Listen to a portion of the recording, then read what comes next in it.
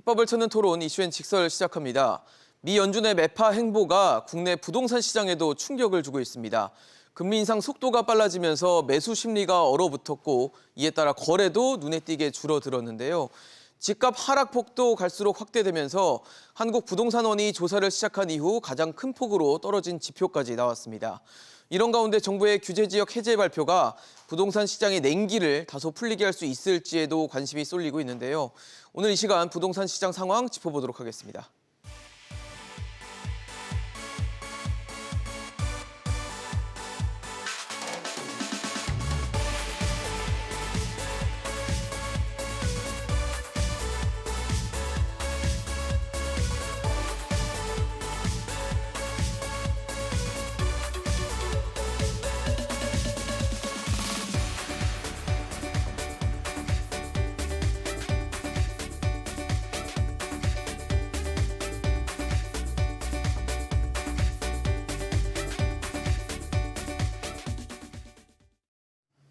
네, 오늘 함께해 주실 세 분 소개하겠습니다. 도시화경제 송승현 대표, 부동산알 114 윤지혜 수석연구원, NH투자증권 WM 마스터즈 정보현 전문위원 나오셨습니다. 어서 오십시오.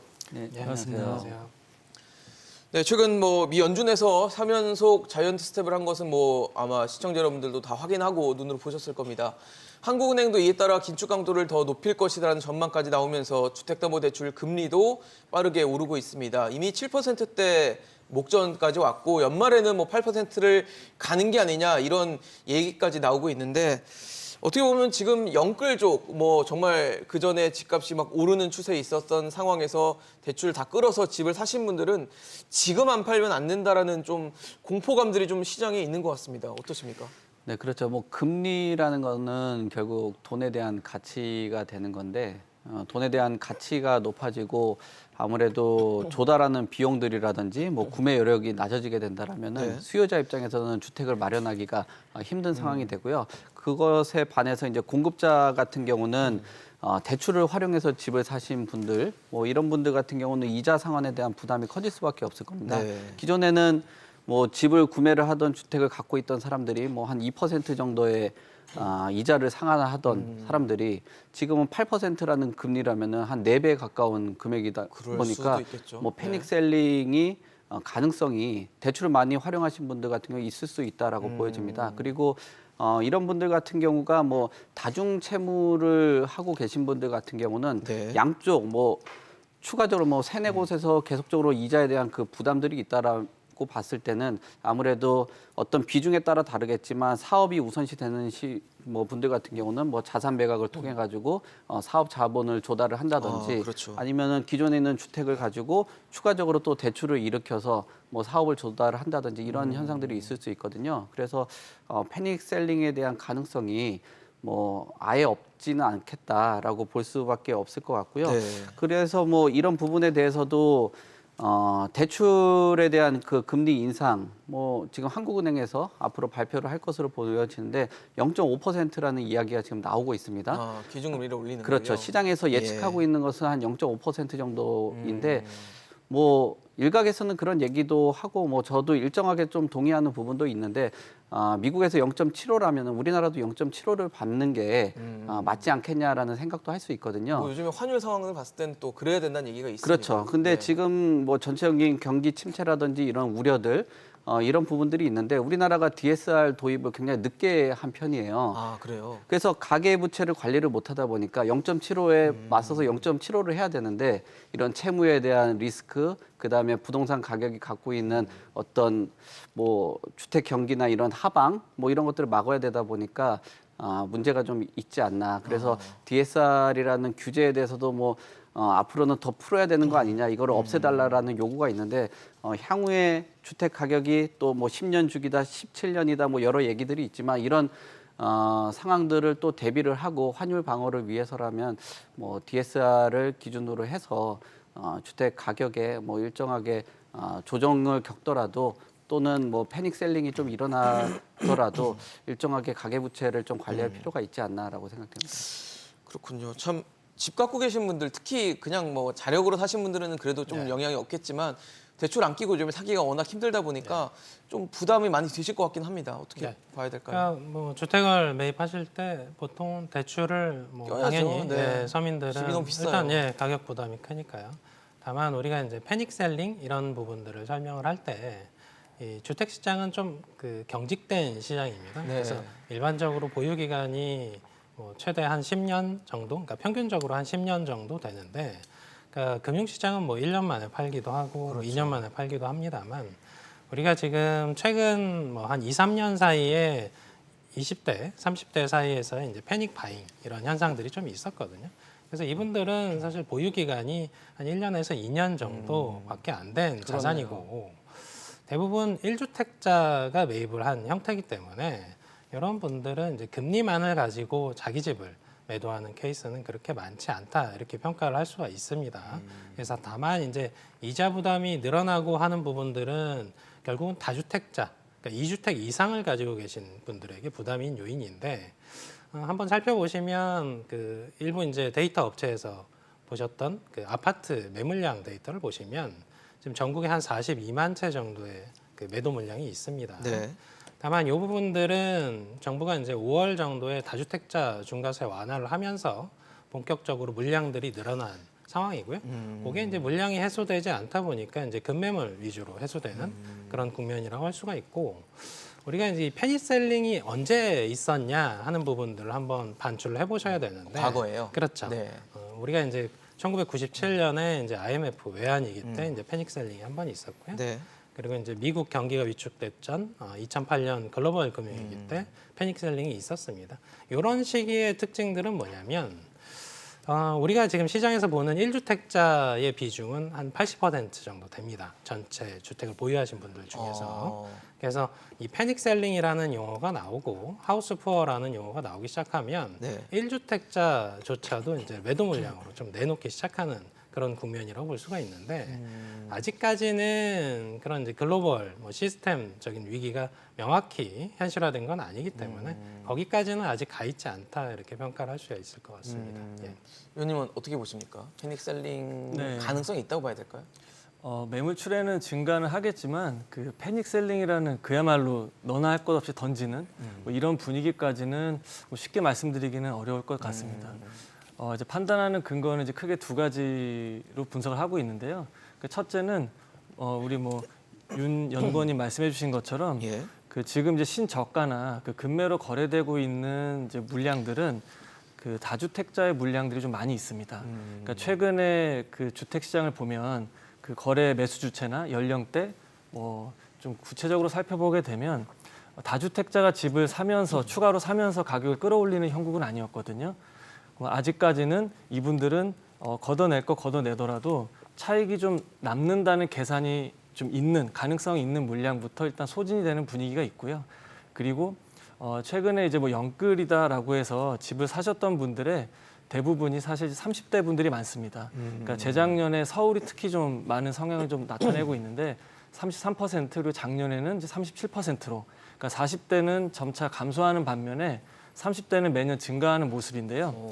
이분들은 애초에 진입하는 단계부터 그러니까 단기 차익을 노리는 투기 접근이 아니기 때문에 네네. 일정 기간 적어도 2년 보유 또는 거주를 염두를 하고서 진입하신 분들이라서 우선은 좀 버티기로 좀 가지 않을까 이렇게 좀 생각을 좀 하고 있고요. 거주 목적 자체가 거주기 때문에. 그렇죠. 네. 그러니까 작년, 재작년에 매입을 해서 올해 바로 그 판다는 매도에 게. 그렇게까지 급진적일 것 같지는 않고요. 다만 그 우려했던 대로 금리가 급격하게 인상을 했지만 신규 대출이 아닌 이상 기존의 차주들한테는 사실 이자 부담이 체감되진 않았거든요. 왜 그러냐면 작년 하반기에 대출 규제가 더 심해지면서 사실 대다수는 그 전에 자금 조달을 하셨던 분들인데 대부분이 3% 중반대로 실행을 하셨던 분들이에요. 근데 고정보다는 이제 변동이 금리가 약간 낮은 탓에 이분들의 70%가 변동금리를 선택을 했었습니다. 네. 근데 이게 이제 6개월마다 갱신이 될 때 이제부터 좀 높아진 금리가 이제 반영이 되는 앞으로가 좀 더 우려스러운 이제 시장 분위기라고 좀 생각이 되고요. 네. 패닉 셀링까지는 조금 더 지켜봐야 될 것 같습니다. 그럼에도 패닉셀링에 대한 얘기가 나오는 건 뭐 당장의 현실이 아니더라도 내야 될 이자는 늘어나고 있는데 집값이 빠지고 있습니다. 그러다 보니까 내가 갖고 있는 자산의 가치는 떨어지고 내야 될 이자는 많아지다 보니까 여기서 이제 공포심들이 좀 조성이 되고 있는 분위기들이 있는데 실제로 서울부동산원, 한국부동산원이죠. 한국부동산원의 자료에 따르면 전국 아파트 값이 또 떨어졌어요. 근데 낙폭이 커졌고 그리고 서울 같은 경우는 17주 연속 하락입니다. 이러다 보니까 이제는 정말 대세 하락장이라고 판단할 수밖에 없는 건지에 대한 궁금증과 함께 그렇다면 오늘이 가장 비싼 가격일 수 있겠다라는 심리들이 좀 있는 것 같거든요. 뭐 비싼 가격이다 아니다 생각은 뭐 각자의 그 판단이겠죠. 자산 규모에 따라 좀 다르고 아까 우리가 금리에 대해서 얘기하는 것처럼 금리 부담에 대한 그 능력에 따라서 좀 다를 것 같긴 한데요. 전체적인 시장 환경을 보면은 주택 가격이 더 조정받을 수 있는 그런 네. 환경이라고 봅니다. 왜냐하면 한국은행에서도 이제 주택 가격 전망을 내놓았는데 네. 뭐 100에도 한참 못 미치는 한 76 정도밖에 지금 되지가 않고 있어요. 그러니까 전체적으로 가게들이 보는 그 시각 자체가 주택 가격이 좀 조정을 받지 않겠느냐라는 시각이 조금 더 많은 그런 환경이고요. 그 다음에 패닉셀링이라든지 주택 가격을 매각에 대해서 고민을 하셨던 분들 같은 경우는 최근 몇 년 동안에 소위 말하는 그 갭 투자라는 투자 자본들이 많이 들어갔거든요. 네네. 근데 지금 전세 가격 같은 경우도 계속적으로 그 하락에 대한 그 국면에 들어왔습니다. 그래서 전국도 최근 뭐 부동산원 자료를 봐도 전국은 마이너스 0.19% 정도가 내려갔고요. 또 서울 같은 경우도 마이너스 1.6% 정도가 내려갔거든요. 결국 그러면은 내가 전세를 나중에 상환할 수 있는 능력이라든지 투자를 했을 때 뭐 수익이라든지 이런 것들이 없다라고 하면 결국은 매각에 대해서 고민을 할 수밖에 없고요. 또 내 집을 마련했을 때 부채 비율을 키웠던 분들 같은 경우는 팔 수밖에 없는 상황입니다. 근데 지금 시장 환경 안에서 주택 가격이 올랐을 때는 호가 중심으로 거래가 될지 모르겠지만 지금은 일정하게 조정을 걷고 있는 그런 환경이라면은 실거래가 중심으로 이루어질 수밖에 없는 환경이거든요. 근데 지금 최근 들어서 거래되는 하락 거래 비중 자체도 실거래가를 보면은 하락 거래가 훨씬 더 많은 상황이기 때문에 네. 아무래도 관망하는 그런 시장 안에서 뭐 얼마나 많은 수요자들이 주택을 매입을 할 수 있겠냐라는 게 의문이 될 수밖에 없는 거고요. 그리고 최근 들어서도 주택 가격, 소득 대비 주택 가격이라고 하죠. 뭐 PIR 같은 경우도 뭐 원희룡 장관이 뭐 18 정도 되는 거를 한 10 정도로 낮춰줘야 네. 된다라는 뭐 그런 얘기들을 했잖아요. 근데 지금 실제적으로도 주택 가격이 소득 대비했을 때 굉장히 좀 부담스러운 것도 사실이기도 합니다. 네. 그러니까 뭐 1인 가구, 뭐 가구 분화에 대해서 이야기해도 1인 가구가 일정하게 벌 수 있는 소득 자체가 연소득이 2,100만 원 수준밖에 안 되거든요. 그럼 이 사람들이 주택을 구입할 수 있는 주택의 유형이라든지 주택 가격이 일반적으로 생각하는 뭐 중소형 주택도 아니고 그리고 뭐 주택 가격이 이렇게 하락을 많이 국면에 가졌을 때 박근혜 정부 그 2014년 같은 경우도 PIR이 한 8.8년까지도 내려온 적이 있거든요. 네네. 그런 것들을 고려했을 때 18년이라는 그 기간하고 전세가율 하락 또 주택 가격을 보는 전망이라든지 이런 것들로 봤을 때는 주택 가격이 추가적으로 하락할 가능성이 충분히 열려 있다고 보여집니다. 사실 이제 거래라는 거는 왜 집을 파는 분들과 사는 분들의 가격이 맞아야지 이제 거래가 이루어질 텐데 파는 분들은 좀 비싸게 팔고 싶고 사는 분들은 지금 이렇게 집값이 떨어지니까 조금 더 지켜봐야지라는 심리가 워낙 팽배하다 보니까 거래는 안 되고 가격이 계속 떨어지는 것 같아요. 이건 추세는 좀 더 간다고 봐야 될까요? 네, 뭐 한 가지 뭐 재밌는 얘기를 해드리면 네네. 보통 이제 연초가 되거나 연말이 되면 내년 이제 집값에 대한 전망을 하잖아요. 그렇죠. 마찬가지로 작년 말에서 올 초 사이에 이제 각종 기관에서 집값 전망을 할 때 네네. 대부분 이제 상승 전망을 했고요. 거기에 이제 해당되는 변수에는 금리가 없었습니다. 그러니까 한마디로 금리라는 변수가 사실은 상반기까지는 작동을 하지 않다가 뭐 3월 이후부터 급격하게 오르다 보니까 그렇죠. 사실 하반기 들어서 잘 버티던 서울 지역도 하락 전환을 한 상황이고요. 저희 부동산 R114 통계를 보시면 네네. 전국적으로 현재 시점에서 올해 누적으로 한 1% 정도 하락을 했고요. 그중에서 이제 하락을 이끄는 지역들은 대부분 상승, 그러니까 단기 상승폭이 상당히 큰 지역들 중심으로 되돌림이 큰 상황입니다. 아, 빠르게 사실- 오른 데가 빠르게 식는군요. 맞습니다. 그래서 이제 대표적인 곳들 중에 하나가 이제 세종시, 그리고 뭐 인천광역시, 혹은 이제 미분양이 급격하게 늘어났던 네. 대구광역시 이런 지역들 위주로 한 2에서 3% 누적으로 지금 하락을 했는데 아무래도 금리라는 부분이 하반기에도 계속 작동을 하고 있는 국면이다 보니까 계속 인상 국면 이 부분들이 끝나기 전까지는 사실은 이 위축된 경향 그리고 이제 거래가 잘 안 되는 경향들이 뭐 단기간에 해소되기는 좀 어려운 국면에 진입을 했습니다. 그래서 아무래도 지금 누적적으로 보시면 지금 뭐 전국적으로 뭐 전국 평균을 내면 사실 원래 좀 좁아 보입니다. 네네. 다 각자의 지역들이 있기 때문에 그래서 개별 지역별로는 5% 이상 하락하는 지역들이 있을 것 같고요. 예. 그래서 많이 오른 지역들이 좀 되돌림이 있을 것 같고 서울 같은 경우는 지금 강보합 수준에서 움직이고 있는데 지금 12월 연말이 되면 하락 전환해서 약보합 수준에서 올해는 마무리할 것 같습니다. 그래서 문제가 되는 건 올해라기보다는 지금 네. 한 3개월 조금 더 남아 있지 않습니까? 그러니까 내년에 과연 어떻게 될 거냐에 대한 관점들이 더 중요한데 결국은 거기에 대한 키는 최근에 이제 금리 인상과 관련된 부분들이 언제 끝날 거냐 하는 부분들이 하나가 있고요. 그리고 이제 정부가 이제 이렇게 이제 시장이 위축되고 하다 보니까 아무래도 경착륙 우려가 높아지잖아요. 그러니까요. 그러다 보니까 정부 입장에서는 규제 완화 속도를 또 빠르게 내는 경향도 있습니다. 그래서 그 사이에서 그 시장이 이제 연착륙할 거냐, 경착륙할 거냐 하는 이제 분기점이 될 것 같은데 과거에 2008년 글로벌 금융위기 때는 일단 시스템적인 위기가 한번 터지고 이명박 정부에서 여러 규제 완화를 하긴 했습니다만 시장이 쉽게 살아나지 못했습니다. 이미 경착륙한 상황에서는 시장을 살리기가 더 힘들기 때문에 정부도 나름 대응 전략들을 좀 구축하고 있다 이렇게 보시면 될 것 같습니다. 이번에는 어떻게 보세요? 경착륙 가능성이 있습니까? 일단 뭐 경제 그 전문가분들 대부분 이제 교수님들이죠. 그분들의 시각도 좀 갈리는 부분들이 있는데 아직까지는 좀 짧은 경기 침체로 끝날 가능성이 높다 쪽이 좀 우세한 편입니다. 그래서 단기적으로 이 경기 침체가 끝난다고 하면 사실은 시장에 대한 이제 가격 방어력도 상대적으로 좀 높아질 수 있다 이렇게 볼 수 있습니다. 네, 경기 침체 여부에 따라도 달라질 것 같은데 예. 정보현 의원님 어떠세요? 사실 최근에 뭐 사실 전체로 평균치로 보면은 크지 않았던 게 점점 면적을 좁히고 국소적으로 보다 보면 놀라운 가격들이 좀 나오긴 합니다. 잠실 네네. 엘스 같은 경우도 뭐 27억으로 거래됐던 전유면적 84제곱미터가 예. 최근에 뭐 20억 밑으로 거래되는 네네. 경우도 있었다라고 하니까 가격 하락세는 맞는 것 같고 국지적으로 네. 보면 더 큰 하락폭들을 보이는 곳들이 곳곳에 좀 네. 보여지는데 원희룡 장관은 일단 인위적인 부양은 하지 않겠다라고 의지를 보였기 때문에 네네. 일각에서는 지금 윤재 연구원이 말씀 주신 것처럼 경착륙에 대한 얘기를 그러니까 걱정을 하시는 분들이 계시거든요. 예. 어떻게 보세요? 지금 현재 이런 그 말씀하신 뭐 엘스와 같은 그런 이제 대규모 단지에서 발생되고 있는 그 높은 낙폭을 예. 보면 그 경착륙이 우려되는 부분도 사실입니다. 7억이 넘는 가격이 떨어졌어요. 그렇죠. 물론 20억 케이스는 대 다른 후반에서 집이긴 하지만 예, 네. 20억 뭐 19억에 됐으니까 예. 뭐 다른 단지에서도 뭐 도곡 렉스리나 뭐 고덕 아르테온 이런 단지에서도 그런 하락세를 좀 보여지고 있는데요.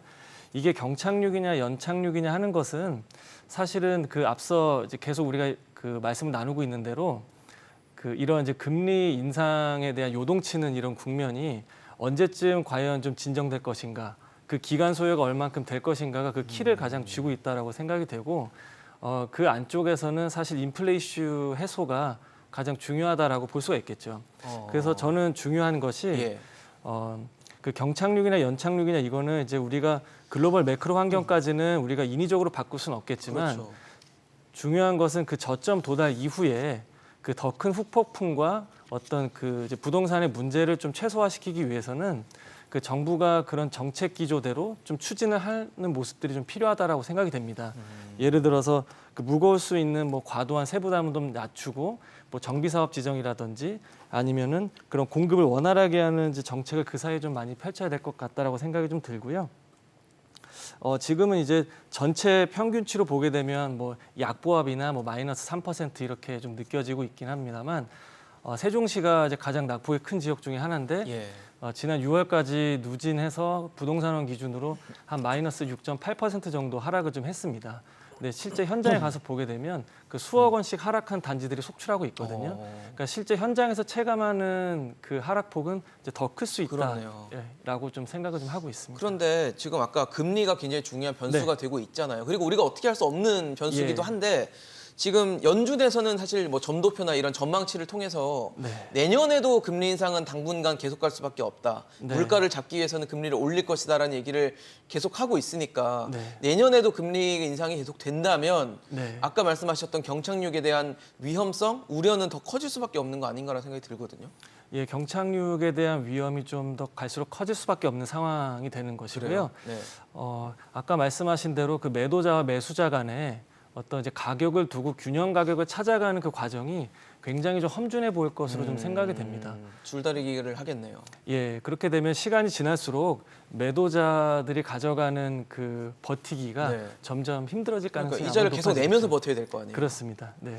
쉽지 않을 것 같다는 생각이 드는데 송 대표님은 어떠세요? 경착륙 가능성이 있습니까? 시장에? 일단 그 시장의 주택 가격에 가장 영향을 많이 주는 뭐 기여도 분석들 보면은 그 실질 CD 금리를 비롯해서 이 금리라는 변수가 가장 큰 변수긴 합니다. 예. 그러니까 금리가 지속적으로 오르고 네. 또 추가적으로 오르고 상당 부분 유지가 된다라면은 그 뭐랄까 주택 가격의 경착륙 네. 뭐 경착륙이라고 하면은 뭐 급격한 하락이라고 해야 되겠죠. 그렇겠죠. 그런 가능성이 예. 충분히 있다라고 보여집니다. 그리고 뭐 이것을 보완하기 위해서 정책적인 그 변수를 개입을 많이들 하는데 정책 효과 같은 경우는 상당한 시차를 가지고 존재를 하고요. 또 실효성에 대해서도 상당히 의문을 갖는 부분들도 굉장히 많습니다. 발표를 해도 효과를 보일 때까지 다소 시간이 필요하다 말씀이신 그렇죠. 거죠? 예. 그러니까 그 정책적인 부분들을 개입을 하고 사실 이 정책으로 개입을 하면서 시장의 가격을 좀 조정을 하고 혼조세를 만들고 그런 역할들을 하는 거거든요. 근데 지금 상황에서 주택 가격이 하락하고 있는 국면에서는 그런 역할이 상당히 약할 수밖에 없다. 그리고 이런 정책적인 효과가 뭐 지역별로 또는 뭐 어떤 국지적으로 하는 그런 역할을 한다라고 하면은 예. 금리라는 변수는 시장 전체를 통제를 하는 그런 변수거든요. 네. 그런 부분에서 앞으로의 뭐 미국의 금리가 지금과 같은 이런 발걸음 속도를 계속 내면서 간다라고 하면은 경착륙 가능성이 충분히 열려 있다라고 보여지고요. 경착륙에 대해서 또 우려를 하는 게 예전 같은 경우는 뭐 주택을 매매를 하고 나서 뭐 전세로 상당 부분 사람들이 많이들 갔었는데 지금 뭐 전세 자금 대출 때문에 뭐 매매 시장도 마찬가지고 그러니까요. 또 전세 전세도. 시장도 금리의 통제를 지금 받고 있는 상황이거든요. 예. 그래서 예전에는 전세가율이 받쳐주면서 하방 경직을 했었는데 네. 지금 전세 가격까지도 무너지게 된다라면 같이 이제 뭐 전세 가격하고 매매 가격하고 같이 동조화하면서 같이 내려갈 가능성도 있기 때문에 이런 것 같은 경우는 가계부채 부분이라든지 주택 가격 뭐 하락 또 이런 경제 시스템 문제 충분히 위험 요소가 충분히 있다라고 볼 수 있을 것 같아요. 대표님, 근데 집을 영끌해서 사신 분들은 지금 팔고 싶어도 못 파는 상황이잖아요. 네. 뭐 급급매 막 가격을 낮춰서 내도 지금 사지 않는 사람들이 많은데 어떻게 해야 돼요? 그러면 이걸 어떻게 어디까지 가격을 낮춰야 된다고 봐야 될까요? 그러니까 제가 말씀드린 것처럼 아무리 정책적으로 개입을 한다라고 네. 해도 그 심리를 꺾인 상황에서는 뭐 갖다 준다고 해도 살 만한 그러니까요. 그런 의향 부분들이 자체가 없어. 없어 예, 그렇습니다. 보이거든요. 그래서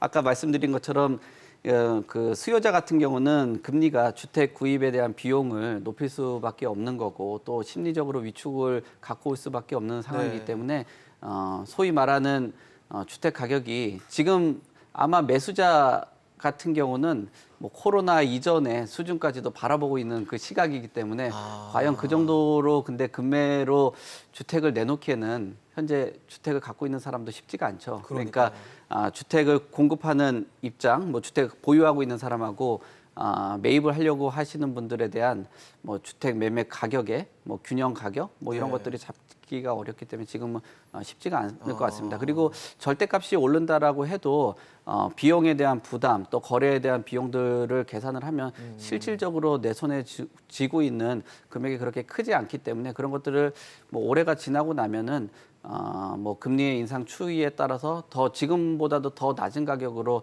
주택을 그 매도하려고 하는 그 매도자들도 나타나지 않을까 그렇게 보고 있습니다. 사실 뭐 인플레 상황에 금리 높아지고 있고 침체 우려까지 나오고 있으면서 여러 가지 뭐 부동산 시장과 관련해서는 호재보다는 좀 악재가 많아 보이는 시장이고 변수가 계속 많은데 최근에 뭐 호재라고 볼 수 있을지 모르겠지만 규제 지역 해제된 지역들이 생겼습니다. 일단 지방은 세종시를 제외하고는 다 규제 지역 해제가 됐고 물론 세종도 이제 투기과열지구에서 조정 대상 지역으로 뭐 일종의 다운그레이드가 됐지만 여전히 세종 지역은 또 아직 규제로 묶여 있는 제도들이 있기 때문에 그 지역에서는 좀 불만이 있고 전체적으로는 좀 풀렸고 이건 지금 시장을 어떻게 봐야 됩니까?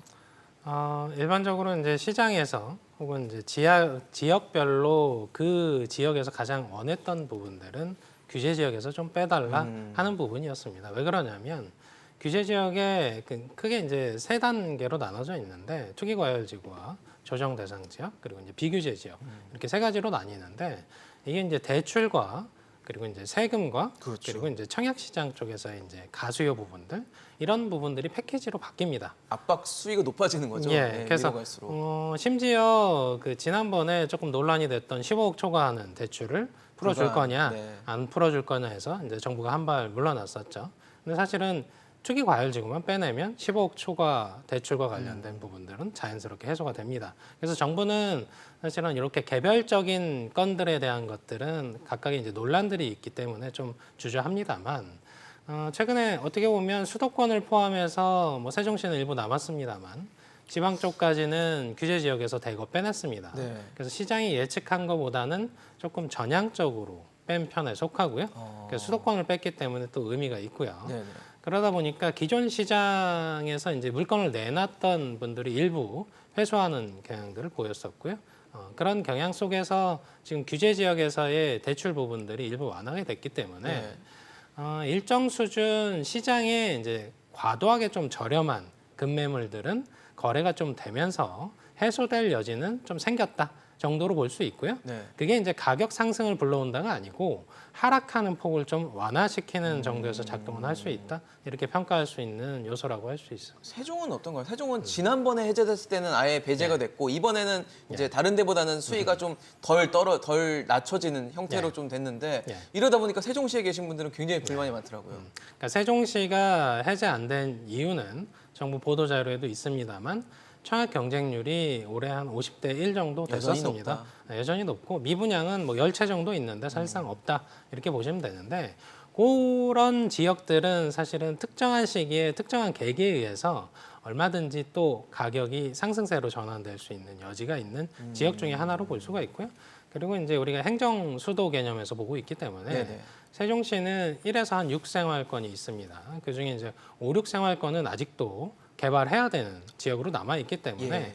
개발 호재 부분도 여전히 유효하고 세종시는 전국에서 인구 유입 속도가 가장 빠른 지역입니다. 그래서 그런 부분 수요 측면에서 보더라도 여전히 가격이 일정 수준 떨어지긴 했습니다만 서울처럼 자극 요인들도 여전히 살아있는 시장이다 이렇게 평가를 하는 거라서 서울과 세종시는 사실은 한 몸처럼 움직이고 있다. 정부도 그 부분들을 좀 인지하고 있다 이렇게 보시면 됩니다. 예.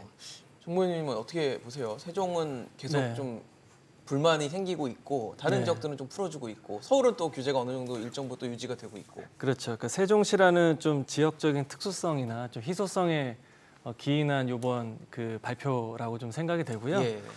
이제 말씀해주신 것처럼 세종시는 그 좀 2030년에 인구 50만을 목표로 이제 계획을 하고 있는 도시죠.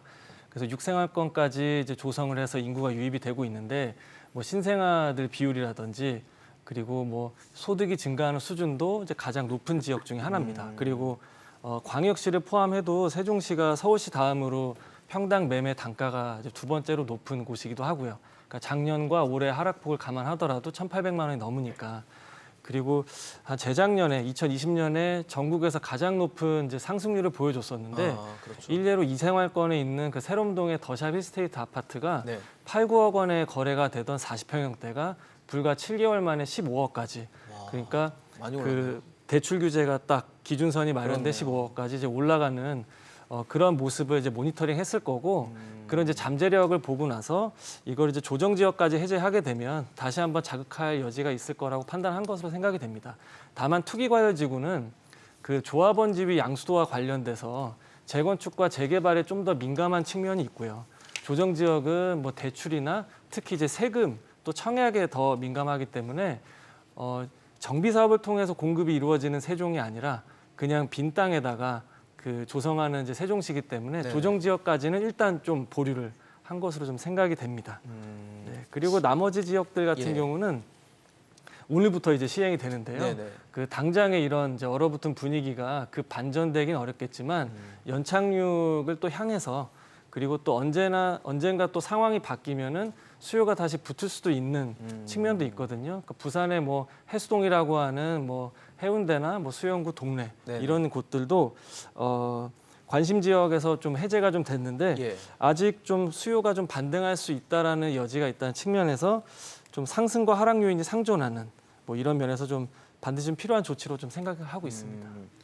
송 대표님, 그러면은 세종시와 뭐 서울 이런 네. 곳은 당분간 규제에서 좀 풀리긴 좀 어렵다 이렇게 보시나요? 어떻게 보세요? 저는 풀릴 것 같다라고 보거든요. 풀릴 것 같다 보세요? 예, 앞으로 시간이 지나면은 지금 우리가 경착륙이냐 연착륙이냐에 대해서 이야기를 하고 있잖아요. 예, 예. 그렇다면은 지금 경착륙도 우려를 해야 되는 그런 시장 환경이면 결국은 정량적인 요건은 웬만하면 갖출 거란 말이에요. 그러면은 정성적인 요건으로 이제 정책적인 개입을 해야 되는 그런 상황인데 지금 거래량이 뭐 한 500건 정도밖에 안 되는 거래량이라면은 사실 부동산이나 건설과 관련된 산업에 대한 그 위축이라든지 뭐 지자체 세수 이런 문제들도 굉장히 클 수밖에 없기 때문에 뭐 규제에 대한 그 부분들을 뭐 한꺼풀씩 벗겨나갈 것이라고는 보여집니다. 근데 이게 시장에서 기대했던 것처럼 작용을 할 거냐라고 봤을 땐 또 그렇지 않다라는 거예요. 오히려 규제를 풀어줬다라면은 상승기 때는 뭐 네네. 특정 지역으로 자본이 쏠린다든지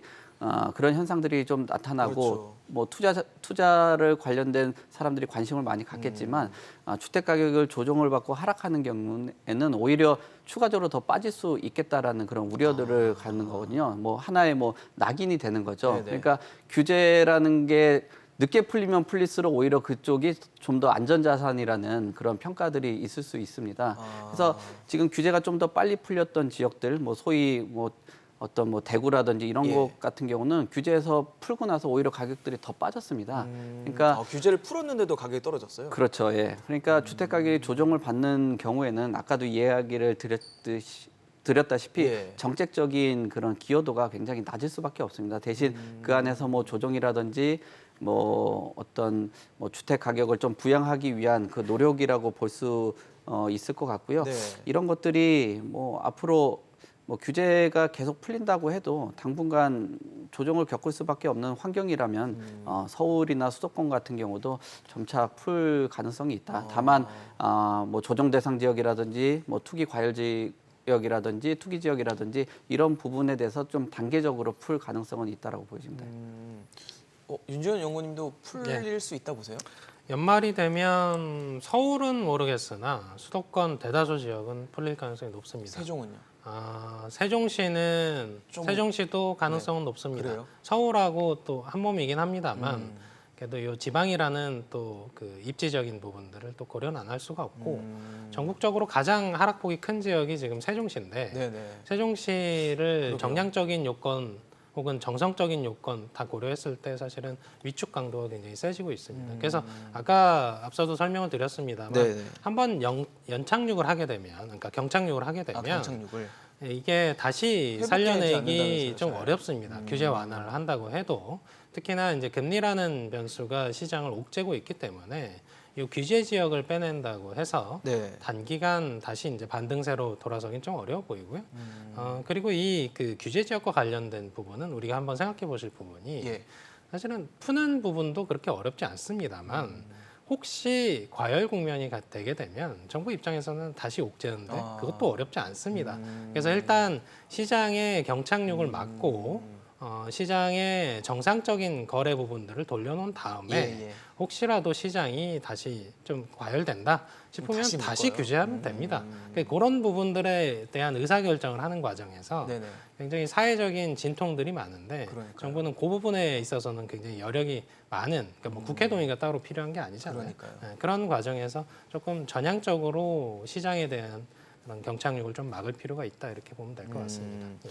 사실 부동산 시장에서 뭐 지금 계속 집값이 떨어지고 부담 커지는 상황인데 그 중에서 가장 또 뜨거운 감자로 꼽히는 부분이 이 재건축 최고이익 환수제였어요. 근데 예. 지금 뭐 계속 한다 해놓고는 나온 게 별로 없어서 시장에서는 좀 실망하는 분위기도 있고 이런데 조만간 나온다고 하는데 일단 원희룡 장관은 폐지는 아니다. 네. 하지만 그거 말고는 다 열어놨다라는 식으로 얘기를 했어요. 1주택자 또 장기주택 예. 보유자, 장기 거주자에 대해서는 좀 완화하겠다라는 의사까지도 네. 밝혔는데 어떻게 보세요? 그럼 폐지를 일단 안 한다는 거에서 실망을 네. 할지 아니면 어느 정도 이렇게 열어놨으니까 그래도 재건축 시장이 좀 환호할 수 있는 여지가 있는 건지도 좀 궁금하거든요. 예, 물론 이제 그 재건축 시장에 관심이 많은 분들이라면 폐지를 기다렸겠지만 그러니까요. 꼭 폐지가 아니다 하더라도 저는 시장 컨센서스에 맞을 정도의 완화 폭이면 상당히 긍정적인 요인으로 좀 작용할 것으로 생각을 하고 있습니다.